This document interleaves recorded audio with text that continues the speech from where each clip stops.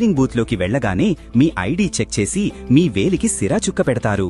గుర్తుపెట్టుకోండి, సర్పంచ్ ఎన్నికల్లో మీరు 2 ఓట్లు వేయాల్సి ఉంటుంది. ఒకటి వార్డు మెంబర్ కోసం, దీనికి సాధారణంగా తెలుపు రంగు బ్యాలెట్ పేపర్ ఇస్తారు. మరొకటి సర్పంచ్ కోసం, దీనికి సాధారణంగా గులాబీ రంగు బ్యాలెట్ పేపర్ ఇస్తారు. అధికారులు మీకు ఈ 2 పేపర్లు ఇచ్చాక ఓటింగ్ కంపార్ట్మెంట్లోకి వెళ్లాలి.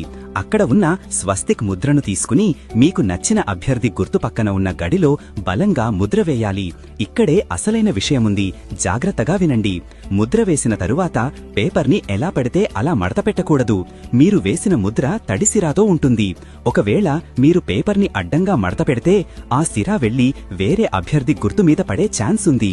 అప్పుడు 2 గుర్తుల మీద సిరా ఉంటుంది కాబట్టి ఆ ఓటుని చెల్లని ఓటుగా పరిగణిస్తారు. మరి ఏం చెయ్యాలి? మీరు ముద్ర వేసిన తరువాత పేపర్ని నిలువుగా మాత్రమే మడత పెట్టాలి. ఇలా చెయ్యడం వల్ల సిరా అదే గడిలో వెనకవైపు అంటుకుంటుంది తప్ప వేరే గుర్తు మీద పడదు. ఇది చాలా చాలా ముఖ్యం.